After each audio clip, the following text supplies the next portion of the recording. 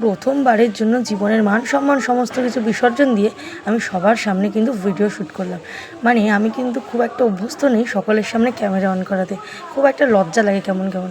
তো দেখো মুখটা এত সুন্দর লাগছে ক্যামেরা অন করাতে রোদের মধ্যে, বেশ সুন্দর।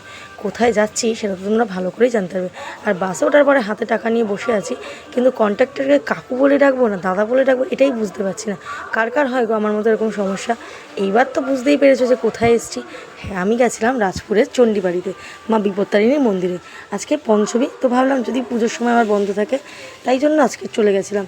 আর গিয়ে প্রথমত প্রসাদের জন্য এখান থেকে মিষ্টি নিয়ে নিয়েছি। আর তোমরা তো সবাই জানো ফুল তো অ্যালাউ নেই, তাই এখান থেকে আমি আমার জন্য একটা ফুল নিয়ে নিয়েছি ঝুড়ি করে। আর তারপরে তাড়াতাড়ি করে মায়ের মুখ দেখার জন্য কিন্তু আমি ছুট মেরেছি সিঁড়ি থেকে, কারণ আমার এই মায়ের কাছে আসতে কিন্তু ভীষণ ভালো লাগে। আমি জানি না কেন, তবে অন্য কোনো মন্দিরের থেকে আমার এই মন্দিরে যেন বারবার আমাকে সারাদিন যদি ফেলে রেখে তাও আমি থাকবো। তো তারপরে পুজো দিতে বসে গেছিলাম, কারণ এক্ষুনি ঠাকুরমশাই অঞ্জলি বলবেন। আর এখানের এটাই হচ্ছে কিন্তু খুব ভালো লাগে যে মাকে অঞ্জলি দিয়ে কিন্তু পুজো দেওয়া হয়। আর সবাই প্রণাম করছিল আগের জন, তাই আমরা একটু ওয়েট করছিলাম। আর তারপরে বেরিয়ে গেছে পুজো দিয়ে মাকে প্রণাম করে। আরও যে ঠাকুরগুলো আছে বা সাধক আছে, এই যে দেখো কত সাধক আমাদের দেশের, তো সবাইকে প্রণাম করে আমরা আবার নিচেও চলে গেছিলাম। নিচে গিয়ে দেখছি নানা রকমের ঠাকুর দেবতা আছে, এবং দেবতার কোন কি দেবতা তাদের নাম সহ তাদের অনেক কিছু দেওয়া আছে। তোমাদেরকে আমি ভিডিও করে দেখিয়েছি, তোমরা কিন্তু ভালো করে দেখে নিও। ও তার মাঝখানে আবার এই বাবা দুলালের যে ঘর যেগুলো ওনারা ব্যবহার করতেন, সেই জিনিসপত্রগুলো কিন্তু আমরা দেখতে গেছিলাম, ভীষণ সুন্দরভাবে সাজানো।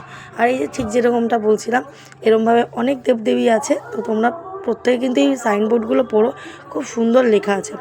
তারপরে সেখান থেকে চলে গেছিলাম বাবা দুলাল যেখানে শুতেন, তো তার ছোট্ট একটা ডেমো বানানো আছে সেই ডেমোর ওখানে। তো এখানেও গিয়ে প্রণাম করে দেখলাম সমস্ত কিছু কিন্তু খুব পরিষ্কার পরিচ্ছন্ন করে গোছানো। তারপরে যে মোমবাতি ধূপকাঠি দেয় সেগুলো তো জ্বালাতে হবে, তাই সেগুলো জ্বালানোর জন্য এই রত্নবেদির কাছে চলে গেছিলাম। আর দেখো কত ভক্তরা জ্বালিয়েছে। আর তারপরে পুজো দিয়ে বেরিয়ে তো একটু পেটকেও পুজো করতে হবে, তাই বসে গেছিলাম একটা দোকানে খেতে, কিন্তু এত ভিড় ছিল যে আসতে অনেক টাইম লাগছিলো। তারপর গরম গরম দিয়ে দিয়েছিলো কচুরি আর এই আলু মটরের তরকারি। তারপরে নিয়ে নিয়েছিলাম ওখান থেকে একটা জিলিপি। জিলিপিটা ওখানে খুব ভালো হয় খেতে, আর শীতকালে হয় নলেন গুড়ের রসগোল্লা, মারাত্মক ভালো হয়।